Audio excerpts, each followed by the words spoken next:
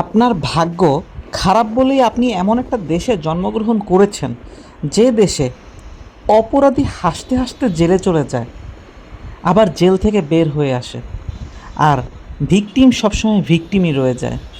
আর কাঁদতে কেন জানি ভিকটিমকেই হতে হয়, ভিকটিমই সবসময় কাঁদে।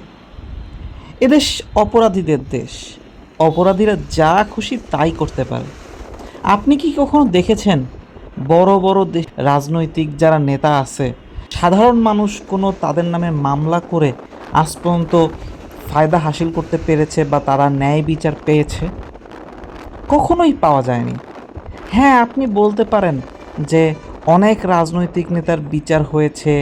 এই যে আমাদের যে আপা ছিল, সেই আপা অনেক রাজনৈতিক নেতার বিচার করে গেছেন।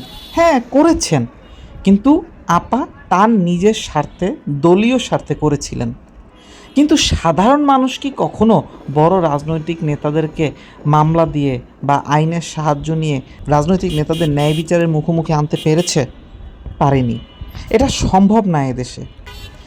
যার কারণে এদেশে অপরাধীরা হাসতে হাসতে জেলে চলে যায়, আবার দুদিন পর হাসতে হাসতে বের হয়ে আসে। আর ভিকটিম সবসময় ভিকটিমই রয়ে যায়। ভিকটিমকে দেখার আসলে কেউ থাকে না এদেশে।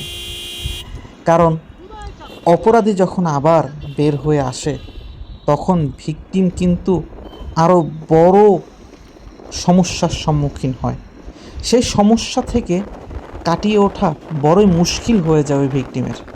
আর এটা দেখার মতন কেউ থাকে না আমাদের দেশে।